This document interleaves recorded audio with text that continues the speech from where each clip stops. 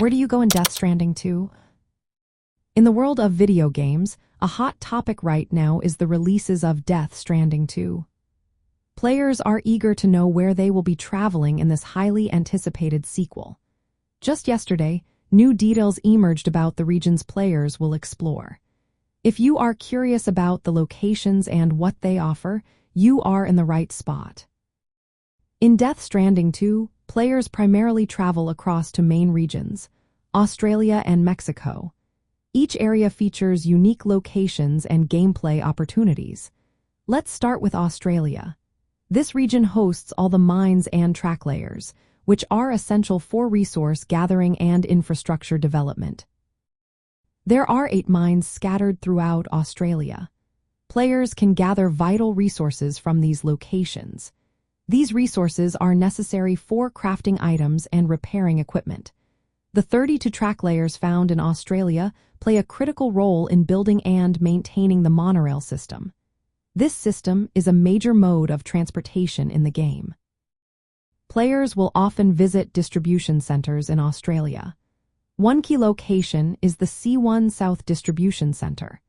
This center is part of the main storyline and offers rewards as players increase their star rating by completing deliveries. Now let's shift our focus to Mexico. This region features unique locations like the Baca, a secret shelter. Players can access the Baca after progressing far enough in the story and completing specific objectives. Unlike Australia, Mexico does not have mines or tracklayers. This means resource gathering and infrastructure development will be different in this region.